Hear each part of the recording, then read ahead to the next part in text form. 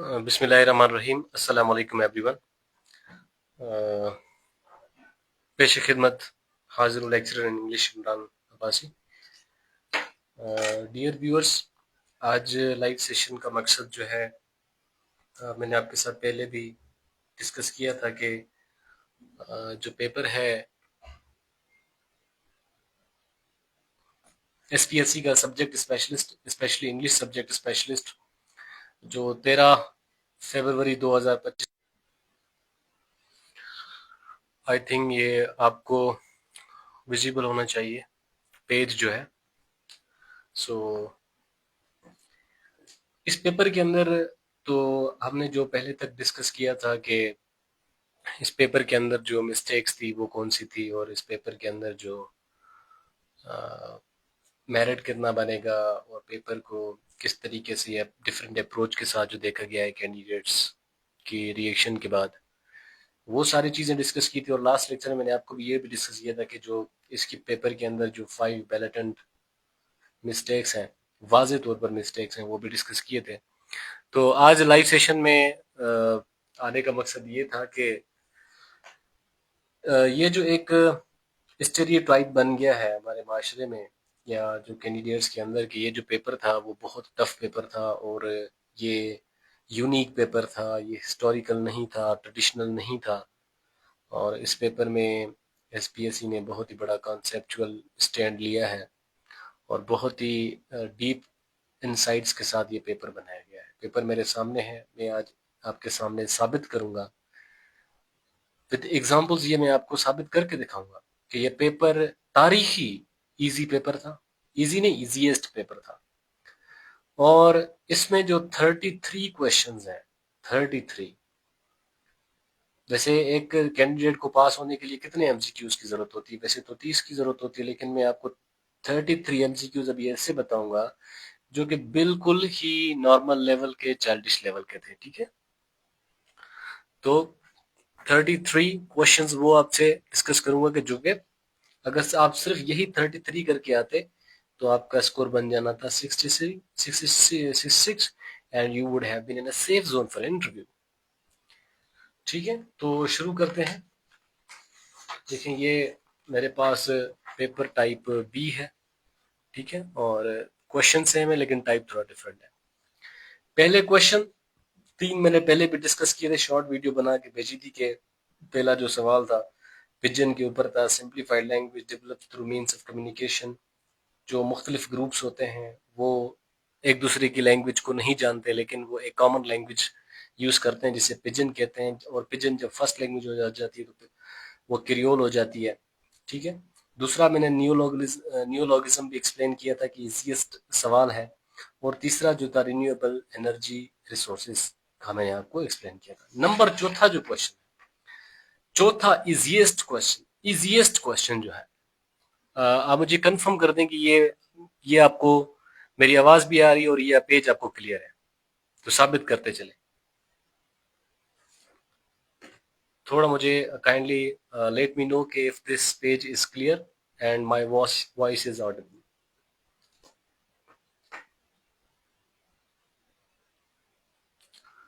Kindly comment करके मुझे ये बताएं कि you can hear me and you can see the page as a crystal clear.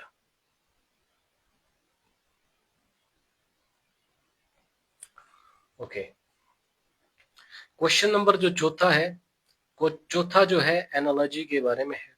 Analogy means relationship between two things. कोई भी relationship होगा, और इसके 20 रिलेशन हमने पेपर के लाइव क्लास से भी पहले डिस्कस किए थे। देखो, क्वेश्चन को समझें कि फाइंड द एनालॉजी। एक है प्रॉमिस और फुलफिल। प्रॉमिस यानी एक चीज है, और उसको जो है, उसका जो पर्पस है वो क्यों करते हैं, उसका जो रीजन है इसको क्यों करते हैं। प्रॉमिस को हमेशा क्या किया जाता है? फुलफिल किया जाता है।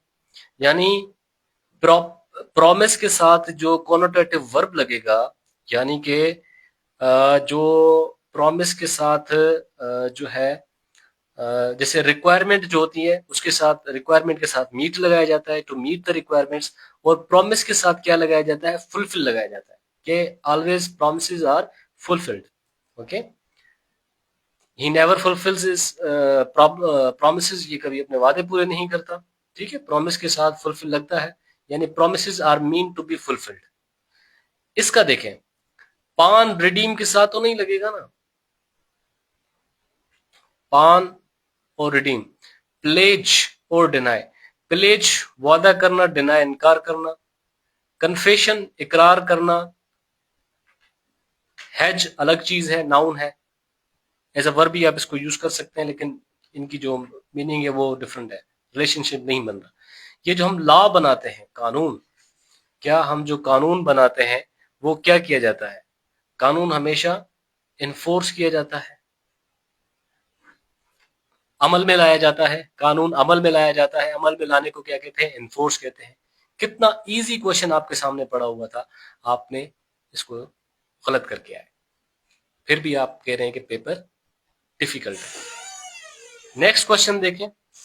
अगर आपने थोड़ा भी रफ वाल्डो एमर्सन के बारे में पढ़ा हो, ठीक है, एमर्सन, वाल्डो एमर्सन, थोड़ा भी अगर आपने पढ़ा होगा तो ये हमेशा क्या कहता है कि सेल्फ के बारे में ये प्रीचिंग करता है. सेल्फ, सेल्फ, सोल, फ्रीडम, ये जो कॉमन रिपीटेड थीम्स हैं इसके वर्क्स के, वो सोल है, सेल्फ है, सोल है, फ्रीडम है.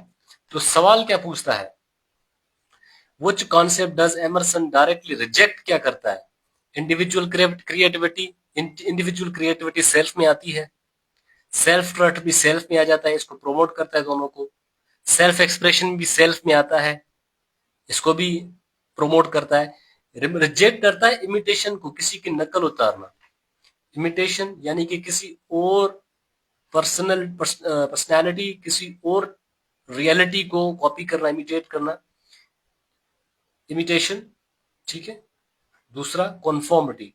कॉन्फॉर्मिटी का क्या मतलब होता है? यानी कि किसी की बियत करना, किसी के साथ राजी होना, किसी की बात मानना, किसी को कॉन्फॉर्म करना, कॉन्फॉर्मिटी कहलाती है. ऑब्वियसली जब कोई सेल्फ क्रिएटिविटी, अपनी शनाख्त, अपनी सेल्फ आइडेंटिफिकेशन पे बात करे, वो बाकी चीजों को तो नेग्लेक्ट करेगा ना, रिजेक्ट तो करेगा ना. वो दैट्स अ सिंपल कॉन्सेप्ट. ये हो गया पांच इजी क्वेश्चंस. छठा देखते हैं, number 6. To make the clean breast of. To make the, यहां पर देखो मैंने एक 25 दिसंबर को एक शॉर्ट क्लिप भी बनाई थी, जब मैं ग्राउंड में बैठकर एक वीडियो बना रहा था, तो ये इडियम मेरे सामने गुजरा था, पेपर से पहले की बात है. वो फेसबुक और यूट्यूब पर भी पड़ा हुआ है. To make the clean breast of. ठीक है, क्लीन ब्रेस्ट ऑफ. यहां पर ऑप्शंस देखें. टू गेन प्रोमिनेंस, यानी कि हावी होना. टू प्रेज वन सेल्फ, खुद की तारीफ करना. टू कन्फेस फुली, एतराफ करना. टू डिस्ट्रॉय बिफोर इट, किसी को तबाह, किसी से पहले किसी को तबाह करना. ठीक है, 4 हमारे पास ये ऑप्शन मौजूद है. देखो, हम पहले इसकी लिटरल मीनिंग समझते हैं, क्योंकि इडियोमेटिक एक्सप्रेशन की जो मीनिंग होती है वो तो लिटरल से डिफरेंट होती है. To make the clean breast of, अपने सीने को साफ करना. अपने सीने को, ब्रेस्ट को, चेस्ट को साफ करना. चेस्ट के अंदर क्या होती है? यानी कि जब हम कोई बुरा काम करते हैं तो हमारे चेस्ट में क्या हो जाता है? बोझ हो जाता है. बोझ हो जाता है ना. और जब हम उस बुराई को एक्सेप्ट करते हैं, फिल्टर करते हैं या वेंट करते हैं, तो वो बोझ हल्का हो जाता है. यानी हम अपने ब्रेस्ट को क्लीन करते हैं. और जब इंसान कन्फेस करता है या मानता है कि मैंने गलती की है, तो हाफ उसका जो बर्डन होता है वो कम हो जाता है. तो इसका मतलब होता है to clean the breast of means to confess fully, इतराफ करना. सीधा सीधी जवाब, सीधा सीधा जवाब. नंबर 7, इजी क्वेश्चन जो था, 7th number question. By the next year. By the next year किसका मतलब क्या होता है? देखो, अगर हम करें ना, हम कहें नेक्स्ट ईयर, ठीक है, नेक्स्ट ईयर यूज करें सिर्फ, तो ये किसकी बात होगी? फ्यूचर की. ठीक है. अगर इसकी जगह हम कहें कि by next year, by next year, ये होगी फ्यूचर की बात. यहां पर हमें अब ये पता चल गया कि टेंस जो होगा वो फ्यूचर का होगा. By next year they dash have their house. Will have built, ये फ्यूचर का जुमला बना रहा है, will have built. Built future नहीं बना रहा तो आप इसको सर्कल कर देते, ये नहीं है। हैव बीन बिल्डिंग, यानी इसके साथ विल नहीं है तो ये फ्यूचर को शो नहीं कर रहा। आर बिल्डिंग, ये भी फ्यूचर को शो नहीं कर रहा। फ्यूचर को कौन सा शो कर रहा है? Will have build. By next year, यानी अगले साल, आने वाले साल। दे विल हैव, विल सिर्फ एक ही ऑप्शन में यूज हुआ है, तो आपको कौन सी चीज मजबूर कर रही थी कि बाकी ऑप्शन आप चूज करें? क्योंकि बात नेक्स्ट ईयर की हो रही है ना, तो why you went to other options where there was no will, no shall, no would? That's very sense. यहां पर 8वां क्वेश्चन देखें, इजिएस्ट क्वेश्चन। कार्ल मार्क्स को कौन नहीं जानता?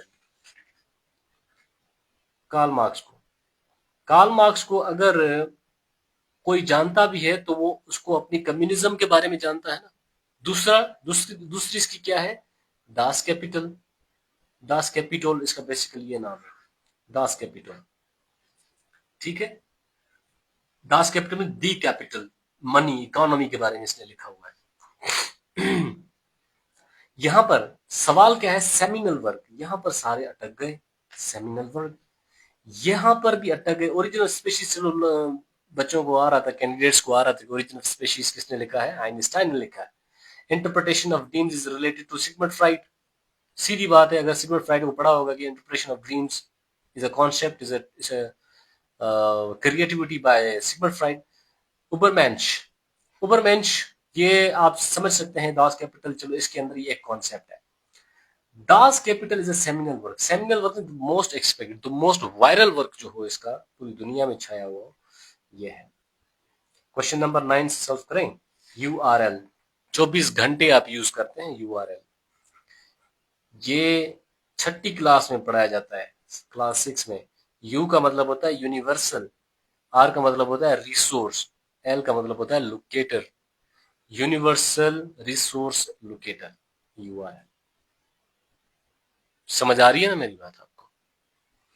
बहुत आसान पेपर है ये। क्वेश्चन नंबर 9 हमने, द मोस्ट इजी क्वेश्चन जो था 10th, the most easy number, question number 10।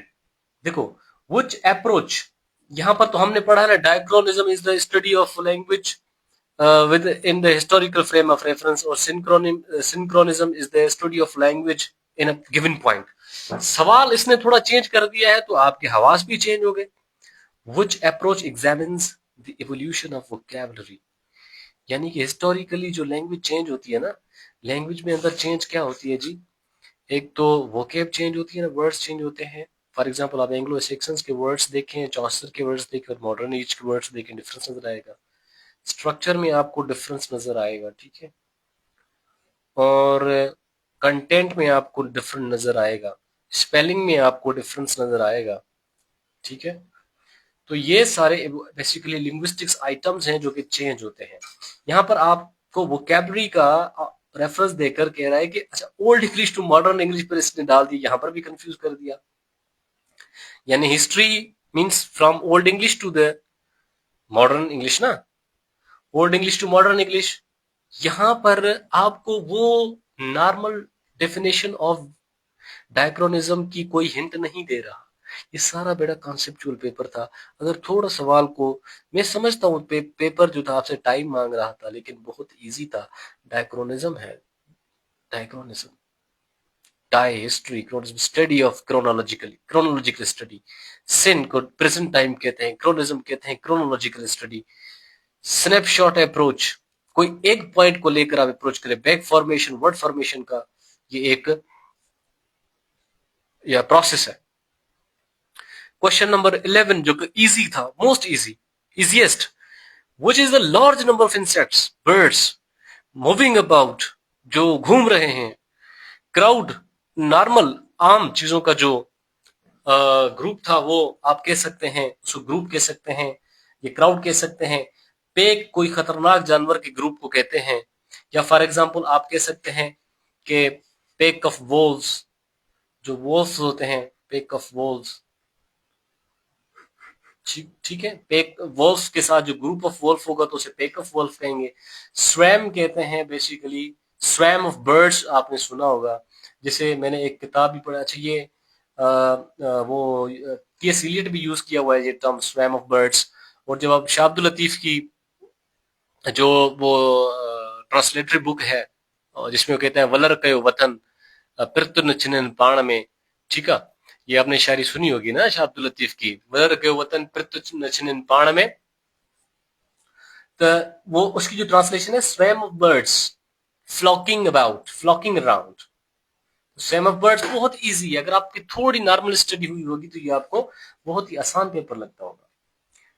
12 देखो यहां पर लीड, एक केजी क्लास के बच्चे को पता है लीड के साथ टू लगता है। यहां पर आपने थोड़ी क्रिटिकल अप्रोच यूज करनी थी कि ऑप्शन में सबसे पहले देखे टू कहां पर है।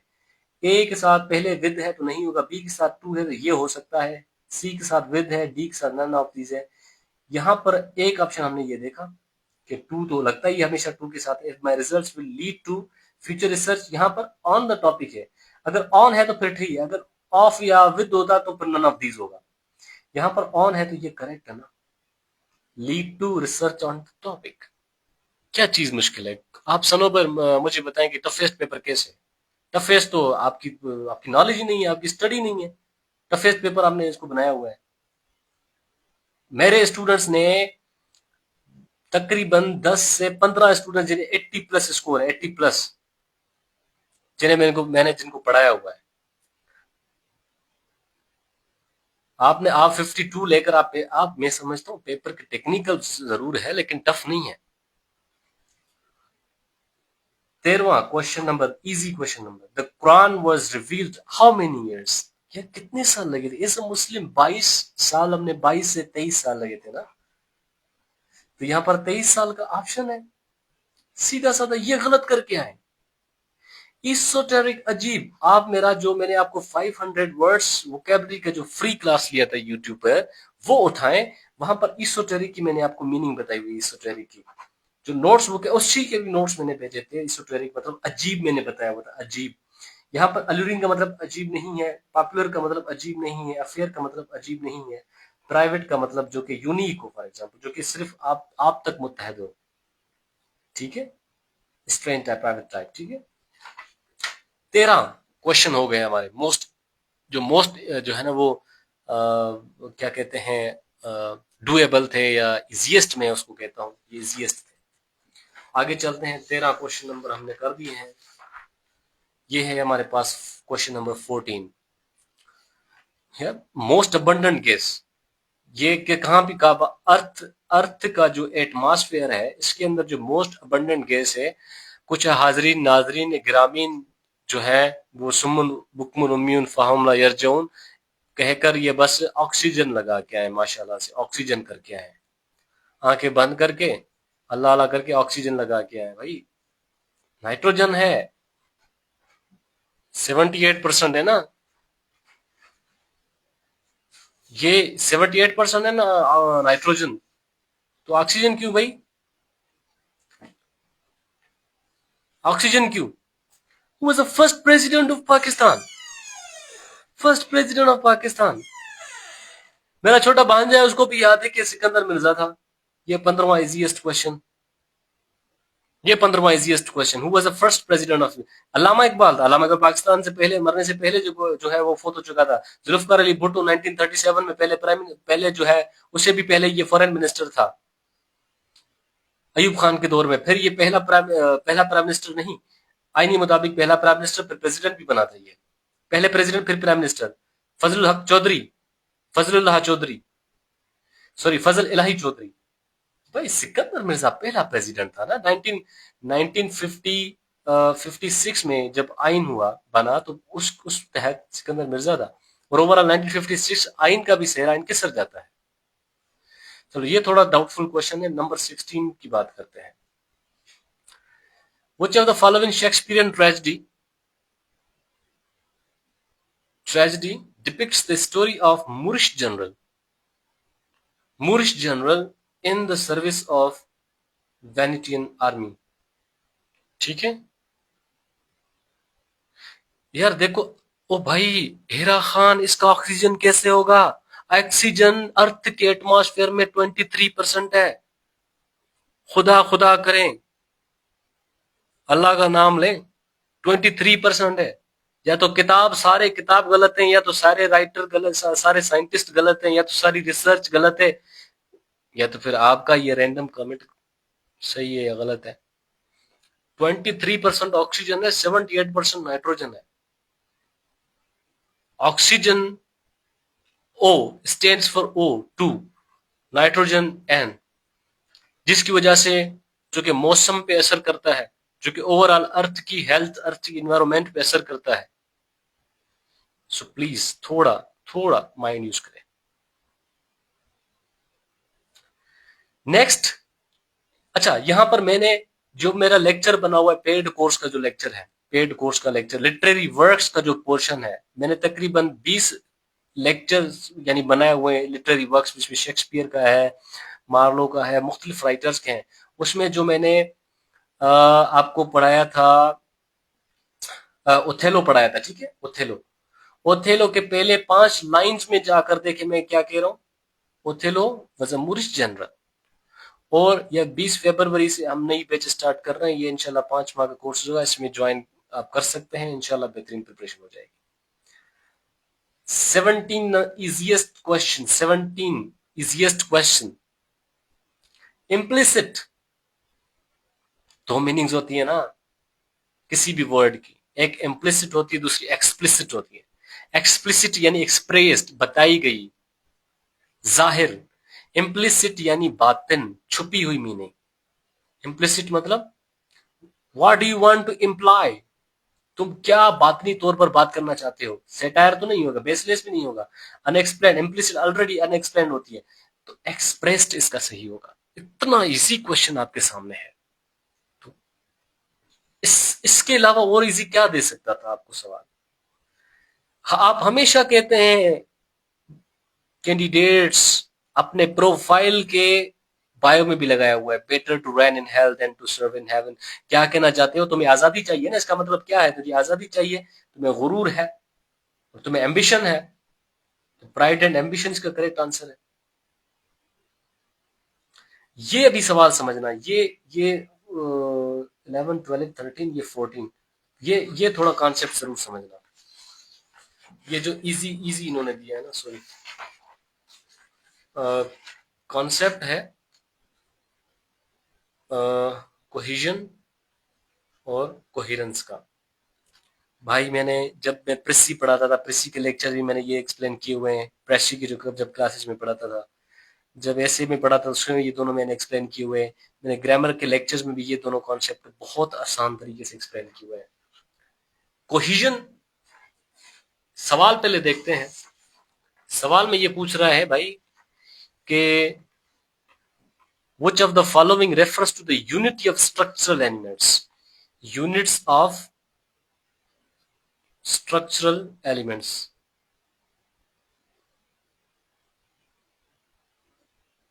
ठीक है,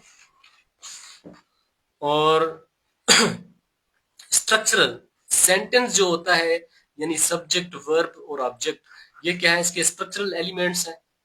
या इधर कॉम्प्लीमेंट हो गया फॉर एग्जांपल, यहाँ पर कंजंक्शन भी यूज हो सकता है, ये स्ट्रक्चरल एलिमेंट्स है। यानी जो यूनिट्स होते हैं ना, यूनिट्स जो स्ट्रक्चर शो करते हैं, यानी कि फॉर एग्जांपल जैसे हम मैं कहता हूं कि I am tired, so comma, so I want rest, so I want rest. नजर आ रहा है आपको, ये नजर आ रहा है ना आपको, ये मुझे काइंडली बता दें।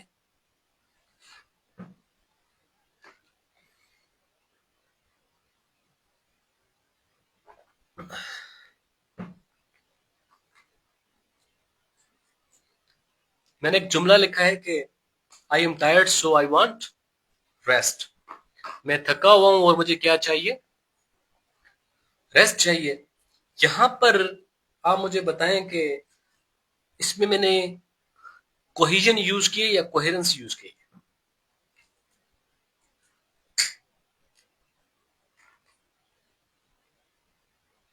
यहां पर मैंने कोहिजन भी यूज की है और कोहेरेंस भी यूज की है। देखना अभी कैसे, देखना। आप मुझे पता नहीं सुन पा रहे हो या नहीं सुन पा रहे हो। Can you hear me? Please let me know if you can hear me so that we can continue.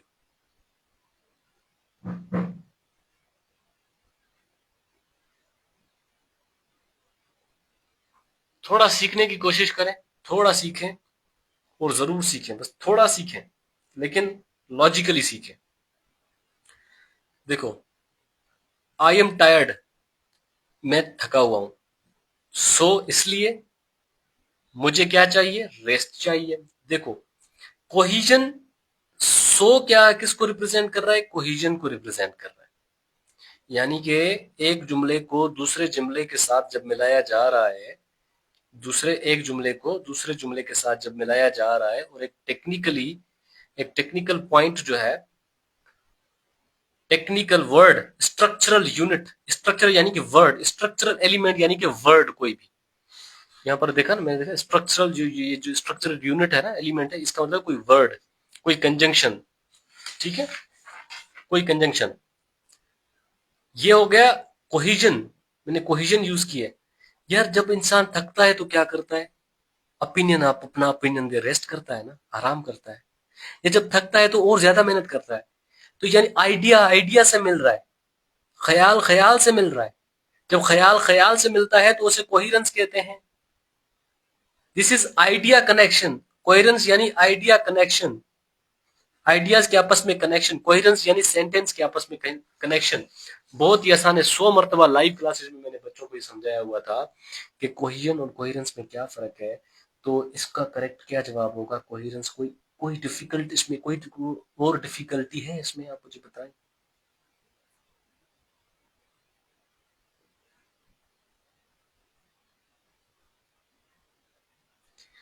17, 15 देखें। What is the term use for to languages? अभी दो लैंग्वेजेस होंगी यहाँ पर, ठीक है। फॉर एग्जाम्पल लैंग्वेज ए होगी, लैंग्वेज बी होगी, ठीक है। एक दूसरे पे क्या करेंगी? इन्फ्लुएंस करेंगी, influence each other to the extent that develop the shared features, they develop the shared features। Language contact, यानी कि लैंग्वेज कॉन्टेक्ट तो हमें बता रहा है, यहां तक लैंग्वेज कॉन्टेक्ट हमें बता रहा है। अगर यहां तक सवाल होता तो लैंग्वेज कॉन्टेक्ट था। लैंग्वेज डाइवर्जेंस, यानी डाइवर्ज कहते हैं यानी कि अलग अलग होना, अलग अलग तो नहीं हो रही। लैंग्वेज ब्लेंडिंग और लैंग्वेज कॉन्टेक्ट सेम चीज है। यहां पर हो रही है कन्वर्जेंस, कन्वर्ज हो रहे हैं, एक दूसरे में जजब हो रहे हैं, एक दूसरे को लेन देन कर रहे हैं, लैंग्वेज लेन देन कर रही है। यानी कि फॉर एग्जाम्पल अगर सिंधी का जो रे साउंड है, जब जब एक पंजाबी सिंधी बोलेगा या सिंधी पंजाबी बोलेगा तो रे का साउंड आगे पीछे चला जाएगा, तो वो कन्वर्जेंस होगी लैंग्वेज के अंदर। जैसे फॉर एग्जाम्पल एक पंजाबी वर्ड है संगी, संगी पंजाबी वर्ड है, ठीक है। अभी मैंने लिखा है कि सिंध में लोग भी संगी लफ्ज बोलते हैं, संगी पंजाबी वर्ड है यानी कि दोस्त, यार, या एक और भी वर्ड है ना, क्या कहते हैं उसे, जो है एक ही शहर के जो लोग होते हैं, यार ये मेरा ग्राई है, ग्राई, ठीक है, ग्राई, ग्राई पंजाबी वर्ड है और ये सिंधी में भी यूज हो रहा है आजकल, ठीक है। तो इसे कन्वर्जेंस कहते हैं। स्ट्रीम ऑफ कॉन्शियसनेस, 500 से 600 से, मैं कहता हूँ 1000 मरतबा मैंने अपने पेड कोर्स के स्टूडेंट्स को पढ़ाया था स्ट्रीम ऑफ कॉन्शियसनेस क्या होता है। To depict the feelings expressed by the character never, जैसे फर्स्ट पर्सन नरेशन कहेंगे, to depict the thoughts expressed by characters never, ये एक्सप्रेस्ड बाय कैरेक्टर होते नहीं है।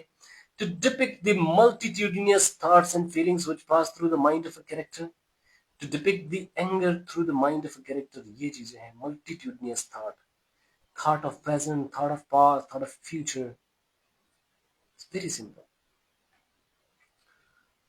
18,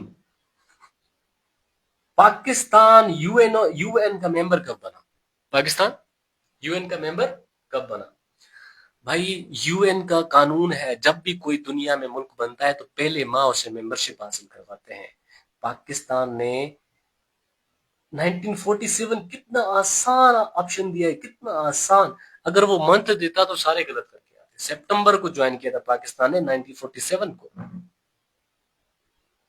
यहाँ पर एक और सवाल भी पूछा जाता है कि वो कौन सा मुल्क था जिसने पाकिस्तान की यूएन मेंबरशिप में एतराज किया था? आप बताएं कमेंट सेक्शन में।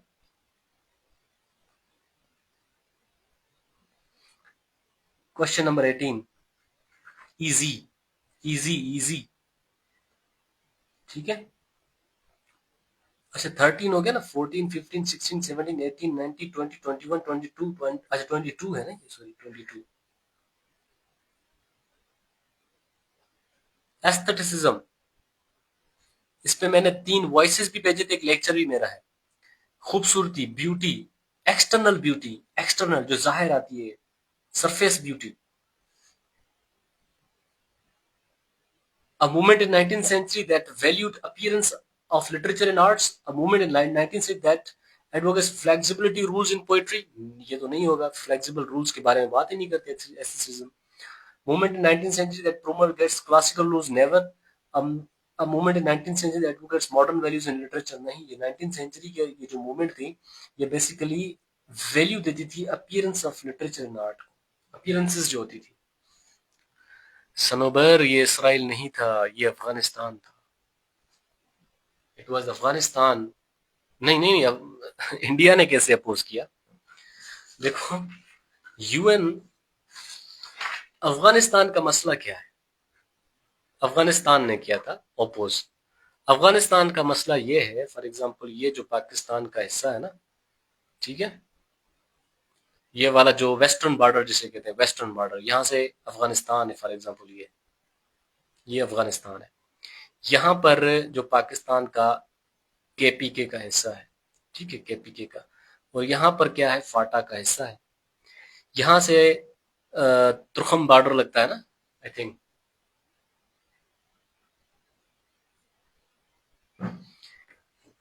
अफगानिस्तान का ये क्लेम था कि जब पाकिस्तान डिवाइड हुआ था, तो according to June 3 plan, Mountbatten plan के मुताबिक, के केपी के पाकिस्तान के हिस्से में आया, ये जो फाटा के इलाके थे या नॉर्दर्न इलाके थे, एजेंसीज थी, ये भी पाकिस्तान के हिस्से में। अफगानिस्तान का क्लेम था कि ये एरियाज अफगानिस्तान के हैं, पाकिस्तान ने एक इंपेरियलिस्ट कब्जा किया है। तो इसी इशू को लेकर अफगानिस्तान ने यूएन पाकिस्तान की मेंबरशिप को क्या किया था, अपोज किया था, ठीक है। अफगानिस्तान था। रेड प्लैनेट कौन सा है? रेड प्लैनेट मार्स है, क्योंकि जब आप मार्स में देखेंगे ना, मार्स आपको रेड नजर आएगा, क्योंकि वहां पर जो एक ऐसी मिट्टी है, जो मिट्टी का तूफान वहां पर चल रहा है, ठीक है। हाँ वेरी गुड अब्दुल्ला। अच्छा, हाँ, इसराइल एग्जिस्टेंस 1948 में आया, वेरी गुड। यहाँ पर मार्स, मार्स में लिखता हूँ, वहां पर एक मिट्टी का तूफान है, और जो सूरज की रोशनी की जब रिफ्लेक्ट होती है, तो वहां पर आपको रेड नजर आता है, ठीक है।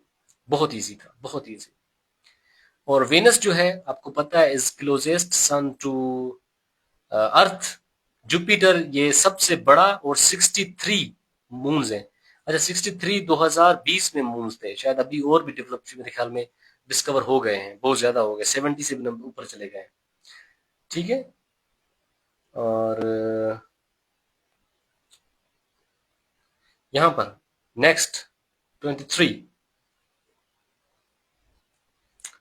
Which nation became the first to implement digital currency? Digital currency, digital दुनिया में इंटरनेशनल ट्रेड में 2023 में चाइना का ये बहुत ही बड़ा इनकलाब था। अगर आप अखबार पढ़ते होंगे तो आपको अखबार में पता चल गया होगा। यहाँ पर देखें, ये इन्होंने क्वेश्चन नहीं पूछा, इन्होंने एक मार्क दिया आपको, एक, ये आपके खाते में इन्होंने मार्क्स डाल दिए कि मेन कैरेक्टर ड्रामा में क्या कहते हैं उसको लिटरेरी लैंग्वेज में। एंटागोनिस्ट तो विलेन को कहते हैं, प्रोटोगोनिस्ट कहते हैं ना। फॉइल टाइप कैरेक्टर, नरेटर एक तो इनविजिबल होता है, ठीक है, जो कि एक्चुअल प्ले में नहीं होता। 41, पैरोडी नकल करना, इंटरटेक्सुअल रेफरेंस, रेफरेंस के थ्रू बात करना। मेटाफिक्शन, यानी मेटाफिक्शन की हाई जो फिक्शन है, जिसके अंदर राइटर क्या करता है, अपने आप को फिक्शन और रियलिटी के बीच में रिलेशन कायम करते हुए एक स्टोरी दिखाता है, स्टोरी पढ़ाता है, जिसे मेटाफिक्शन कहा जाता है। मॉडर्न लिटरेचर में आया है, बहुत सारी मूवीज बनी हुई है इस पे, जिसे मेटाफिक्शन कहते हैं। और ये किस लिटरेरी मूवमेंट का हिस्सा? ये पोस्ट मॉडर्निज्म का हिस्सा है, मॉडर्निज्म के अंदर नहीं है। मॉडर्निज्म के अंदर आपको स्ट्रीम ऑफ कॉन्शियसनेस मिलती है, टेक्निक। स्ट्रक्चरलिज्म एक अलग थियरी है, फॉर्मलिज्म रशियन अलग फॉर्म यानी स्ट्रक्चरल यूनिट्स पे ये डिस्कस करती है। 42. What is term of formation of a word that is use of an existing word with a new word? Existing word के साथ अगर हम new word लगाएंगे या कोई suffix prefix लगाएंगे तो ये neologism होता है. Which field of the studies relates the physical properties जब आपके पास आ जाए, जैसे कान को हम डिस्कस करेंगे, जैसे हम places of articulation जैसे physical properties होती हैं उसे acoustics कहते हैं. आर्टिकुलेटरी प्रोडक्शन कैसे होती है, यानी कि ये किस तरीके से प्लेस ऑफ आर्टिकुलेशन मैनर्स में ट्रांसफॉर्म होता है हो जाते हैं, तो उसे आर्टिकुलेटरी फोनेटिक्स कहते हैं. ऑडिटरी फोनेटिक्स यानी ट्रांसमिशन के बारे में बात करती है. यहां पर 30. What does Pygmalion by George Bernard Shaw suggest about? Pygmalion के ऊपर मैंने एक बहुत ही इंपॉर्टेंट लेक्चर बनाया हुआ है, 10 to 12 मिनट का है. जब जो तमाम कैंडिडेट्स जो एनरोल्ड थे उन्होंने देखा होगा, मैंने शुरू में बताया था कि यहाँ पर लैंग्वेज रिफॉर्मेशन हेनरी पिकरिंग जो होता है एलिजा को कहता है, बात सुनो, तुम अच्छी नहीं लग रही हो, तुम ऐसे हो तो खूबसूरत, लेकिन जिस तरह से तुम फूल बेच रही हो तुम बिल्कुल बेकार लग रही हो, तुम लैंग्वेज सीखो, लैंग्वेज सीखोगे तुम्हारे अंदर निखार आ जाएगा. ठीक है. अच्छा, अब देखो इंटरटेक्सचुअलिटी तो आपको क्या नाम है आपका, हीरा खान, इंटरटेक्चुअलिटी आपको मार्लो के वर्क्स में, मार्लो नहीं, उसके चासर के वर्क्स में भी देखने को मिले, मिल्टन के वर्क्स में भी देखने को मिलेंगे. लेकिन बेसिकली जो कॉन्सेप्ट मेजर जो हाइलाइट्स थी वो पोस्ट मॉडर्निज्म ईरा में थी. 31. What is the term for mental dictionary? Words को मेंटल लैंग्वेज में लेक्सिकन कहते हैं ना जी, अपने लेक्चर्स में भी बताया था मैंने आपको. ठीक है. Last but not the list, Matthew Arnold पर जो मैंने बताया हुआ है लेक्चर मेरा है, वो अगर आपने देखा होगा, ये बहुत ज्यादा, ये बहुत ही लाइन मशहूर भी है. A law of love let's us be true to one another from Dover Beach, इसने मैथ्यू आर्नल्ड ने की. अभी आप मुझे बताएं यहाँ पे आपको कौन सी चीज थी इस पेपर के अंदर जो कि आपको ये कहने पे मजबूर कर रही थी कि पेपर तो बहुत बड़ा टफ था, टेक्निकल था, क्या था. मेरी तरह से मैं आपको भी 33 क्वेश्चन वाज़ेह तौर पे एक्सप्लेन कर दिए कि paper was the easiest historically, and it was the greatest chance जो कि स्टूडेंट मिस करके आए हैं, बहुत ही बुरे तरीके से मिस करके आए हैं. बड़ा चांस था, बड़ा मौका था 80-90 स्कोर करने का, तारीखी स्कोर करने का. स्टूडेंट अपने पैर पे कुल्हाड़ी खुद मार के आए, और इसमें किसी और का दोष नहीं है. Sometimes it is bravery to accept your defeat, accept your mistake. God bless you all. Keep watching, keep sharing, keep loving. Lots of love. Step और 20 फरवरी को कोर्स ज्वाइन करना ना भूलिएगा. Thank you so much for watching.